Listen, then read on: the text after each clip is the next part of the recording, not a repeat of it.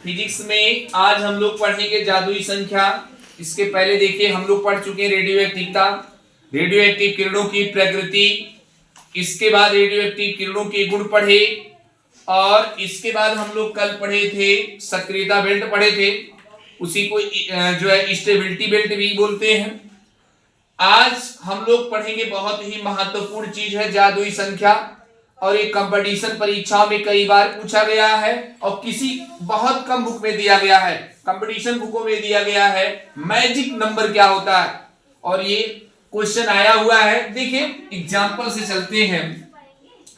एक मान लीजिए ये हमारा कैल्शियम है और इसका परमाणु क्रमांक 20 है और ये द्रव्यमान संख्या इसकी 40 है।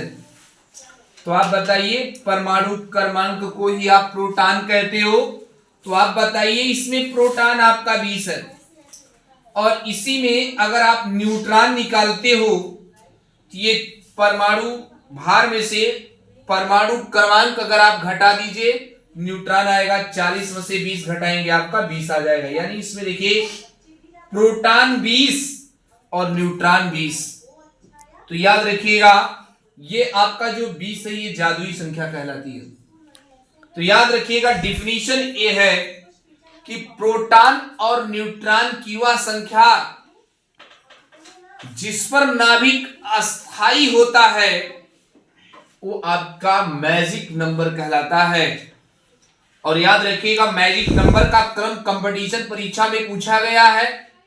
देखिए मैजिक नंबर होते क्या हैं, अगर 2 हैं, 8 है और उसके बाद 20 है, 28 है, 50 है, इसके बाद 82 है और 126 है।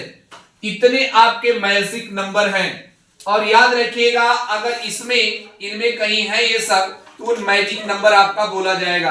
देखिए जादुई संख्या होती क्या है, कोई पूछ लिया जादुई संख्या किसे कहते हैं, कि यदि किसी परमाणु के नाभिक में प्रोटॉनों की संख्या ये हो 2 हो, 8 हो, 20 हो, 28 हो, 50 हो, 82 हो, 126 हो, तो यही जादुई संख्या का क्रम है। मैंने एग्जांपल आपके सामने दिया है कैल्शियम 20, कैल्शियम 40। देखिए प्रोटॉन इसमें 20 है, न्यूट्रॉन भी 20 है। यानी प्रोटॉन चाहे ये संख्या में आवे और चाहे न्यूट्रॉन इस संख्या में आवे, मतलब प्रोटॉन चाहे 2, 8, 20, 28, 50, 82, 126 हो, या न्यूट्रॉन 2, 8, 20, 28, 50, 82, 126 हो, चाहे प्रोटॉन हो या न्यूट्रॉन, या अथवा प्रोटॉन या न्यूट्रॉन दोनों अगर एक संख्या में हैं तो संख्या जादुई संख्या बोली जाएगी। और याद रखिएगा यदि किसी परमाणु के नाभिक में से प्रोटॉन या न्यूट्रॉन है तो नाभिक अस्थाई होता है। इस प्रकार जादुई संख्या की डेफिनेशन आप बताओगे क्या, कि वह संख्या प्रोटॉन और न्यूट्रॉन की वह संख्या जिस पर नाभिक अस्थाई होता है वो आपकी संख्या जादुई संख्या कहलाती है। ये जादुई संख्या हम लोग पढ़ लिए। इसके बाद अब हम लोग पढ़ेंगे रेडियो एक्टिव विघटन। रेडियो एक्टिव विघटन देखिए क्या होता है, रेडियो एक्टिव विघटन पढ़ेंगे हम लोग। रेडियो एक्टिव विघटन देखें, रेडियो एक्टिव पदार्थों से आप जानते हैं जो अस्थाई कण होते हैं, अस्थाई नाभिक होते हैं, अल्फा, बीटा और गामा किरणों का उत्सर्जन करते हैं, उसी को हम क्या कहते हैं रेडियो एक्टिव विघटन। मतलब अल्फा, बीटा, गामा किरणों का निकलना वही रेडियो एक्टिव विघटन कहलाता है। अब ये 3 टाइप का विघटन होता है। एक विघटन मतलब क्षय कह सकते हो, एक अल्फा क्षय, एक बीटा क्षय और एक गामा क्षय। 3 टाइप का क्षय होता है। अब आप जानते हैं अल्फा क्षय के बारे में मैंने आपको पढ़ाया है कि जैसे मान लीजिए एक तत्व तो हम ले लिए x है और यहां ऊपर लिखा है a, इसका परमाणु भार या द्रव्यमान संख्या कर लीजिए, और नीचे ये z इसकी द्रव्यमान संख्या है। इससे एक अल्फा कण निकलता है। एक अल्फा कण आपको मैंने पढ़ाया है पीछे, अल्फा कण का मतलब 2He4। ध्यान दीजिए, एक तत्व है, इससे एक अल्फा कण निकलता है, ये आपका परमाणु भार या द्रव्यमान संख्या है, नीचे आपका परमाणु क्रमांक है। तो देखिए अब ये 2 निकल जाएगा जेड में से, तो ये तत्व आपका वाई बना। ए में से आप 4 निकालोगे तो ये आपका A-4 हो जाएगा और ये आपका Z-2 हो जाएगा। ये निष्कर्ष क्या निकल रहा है इससे कि ये परमाणु का नाभिक X था, उससे एक अल्फा कण निकला। तो देखिए ये A मतलब द्रव्यमान संख्या या परमाणु भार है, उसमें देखिए 4 की कमी होती है और ये परमाणु क्रमांक है, इसमें 2 की कमी होती है, यही आप बताओगे। एग्जाम्पल मैं ले लेता हूं।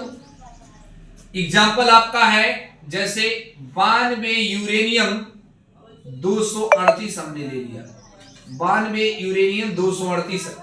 और याद रखिएगा 92 यूरेनियम 238 से एक अल्फा कण निकलता है। देखिए एक अल्फा कण निकल गया, एक अल्फा कण निकला यानी 2He4 जिसको आप कहते हो।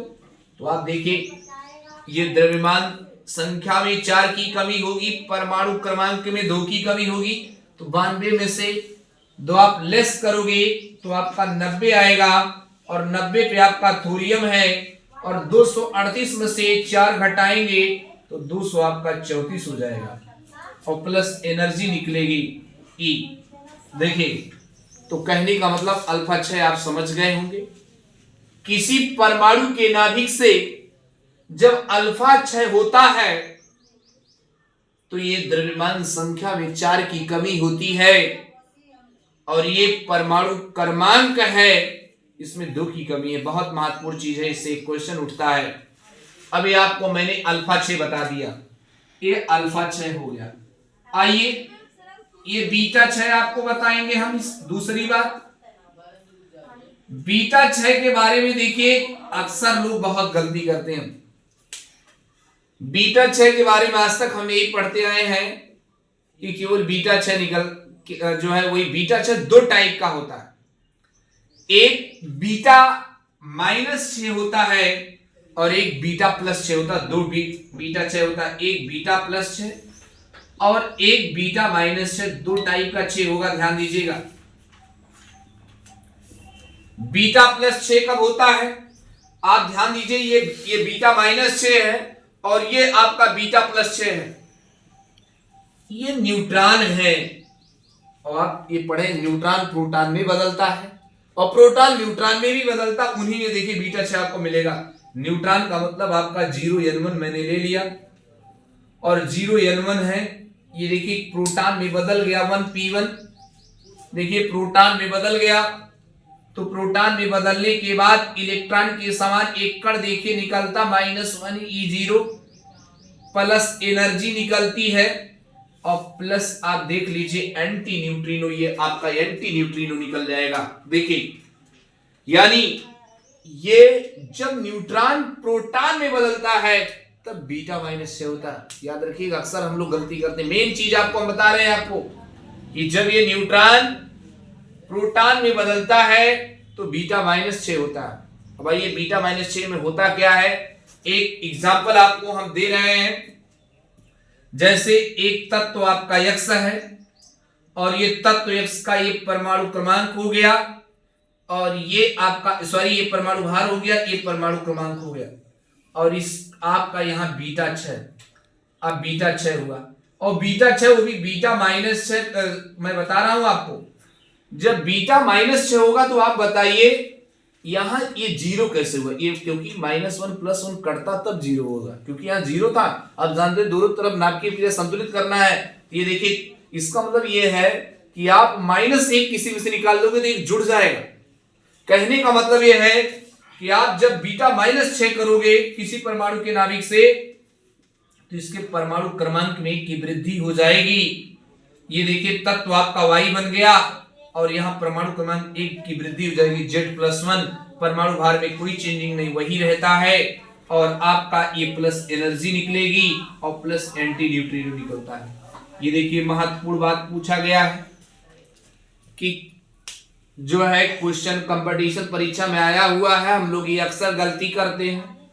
बीटा -6 होता है,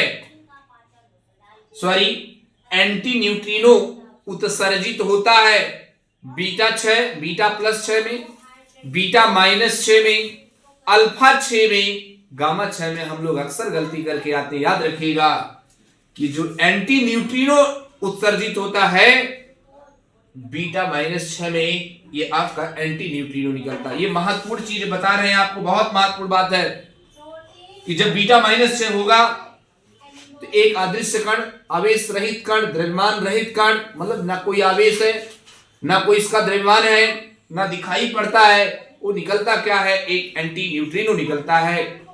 आइए एग्जाम्पल भी एक दे देता हूं। ये मान लीजिए 7N15 है, 7N15, और इससे भैया एक बीटा कण निकलता है, तो एक बीटा कण निकलता है बीटा माइनस 6। तो साफ साफ बताइएगा, जब किसी रेडियो एक्टिव नाभिक से बीटा माइनस 6 निकलेगा, बीटा माइनस 6 होगा, तो याद रखिएगा परमाणु क्रमांक में 1 की वृद्धि होगी, 7 में 1 जोड़ेंगे 8 हो जाएगा, और ये नाइट्रोजन हो जाएगा। परमाणु भार में कोई चेंजिंग नहीं, प्लस एनर्जी और प्लस आपका एंटी न्यूट्रिनो। तो बीटा माइनस 6 के बारे में क्या डिस्कस बताएंगे, किसी परमाणु के नाभिक से जब बीटा माइनस 6 होता है तो परमाणु क्रमांक में 1 की वृद्धि होती है, और परमाणु भार यानी द्रव्यमान संख्या में कोई चेंजिंग नहीं होती है। ये आप बीटा माइनस 6 पढ़ लिए। अब आइए आपको हम दूसरी बात इसमें बताते हैं, बीटा प्लस 6 क्या होता है। यही और ये भी क्वेश्चन देखिए आया हुआ है इसमें, ये भी क्वेश्चन उठता है, बीटा माइनस 6 कब होता है, जब न्यूट्रॉन किसमें बदलता है, प्रोटॉन में बदलता है। ये भी बात आप नोट कर लीजिएगा, जब न्यूट्रॉन प्रोटॉन में बदलता है तब जाके बीटा माइनस 6 होता है, तब बीटा माइनस 6 निकलेगा। याद रखिएगा बीटा प्लस 6। देखिए अब आपका बीटा प्लस 6 के बारे में मैं आपको बताऊंगा। जब प्रोटॉन है, ये देखिए 1p1, ये 1p1 है, मिटा दे इसको। देखिए मैंने आपको बता दिया है, अब इसको मिटा दे रहे हैं हम। देखिए बीटा माइनस 6 आप देखिए, बीटा प्लस 6 देखिए ये आपका बीटा प्लस 6 है, बीटा प्लस 6। देखिए ये बीटा प्लस 6 होता क्या है, ये आपका प्रोटॉन 1p1, और ये प्रोटॉन आपका न्यूट्रॉन में बदलता है। ये प्रोटॉन जो है आपका 0N1, देखिए न्यूट्रॉन में बदल गया, तब आपका बीटा प्लस 6। अब सोचिए ये आपका 1p1 है, और 1p1 से यहां 0 हो गया, तो यहां संतुलित कैसे करोगे, इसका मतलब ये है कि यहां 1 लगाएंगे, +1 लगाएंगे, और यहां लगा देंगे 0, और प्लस एनर्जी निकलेगी। और ये महत्वपूर्ण बात, ये देखिए भैया न्यूट्रिनो अब की बार निकलता है, एंटी न्यूट्रिनो नहीं निकलेगा, ये न्यूट्रिनो निकलेगा।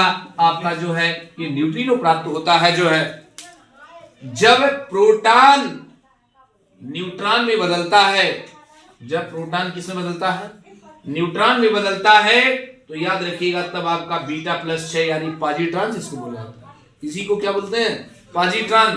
तो अब देखिए बीटा प्लस 6, अधिकांश लोग यही करके चले आते, बीटा 6 में यही बताएंगे कि परमाणु क्रमांक में की वृद्धि भी और द्रव्यमान संख्या में कोई चेंज नहीं, यही। लेकिन वाकई में होता क्या, बीटा 6 दो टाइप का होता है, एक बीटा प्लस 6 और एक बीटा माइनस 6।